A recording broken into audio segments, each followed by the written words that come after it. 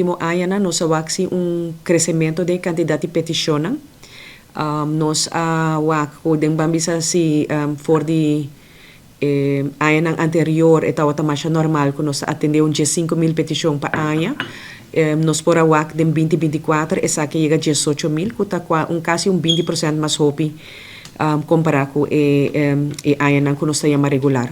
Para año aqui nós está primeiro com 18.000, lo guardo surpassado robe e já awe com nós vamos 2 dias passado com nós não chega fim luna de junho que está mitad año.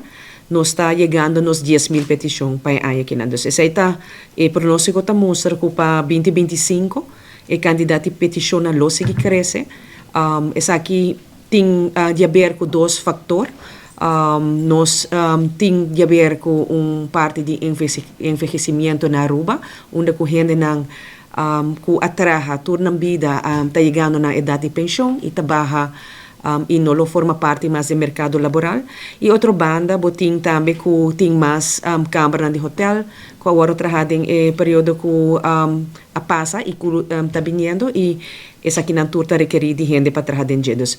Tem local que está ganhando trabalho, está cambiando de trabalho, pero também nós também temos ter mais gente na dia fora para por cumprir com a demanda que tem. Está hobby e está 2 fatores para bisa que está a parte demográfico, o cambio não que muito na young está menos you e versus a gente grande não que abira hobby e outra banda câmara de hotel. Então está challenge, cocktail basta combinar qual dia se acaba tá mirando que tem mais petição.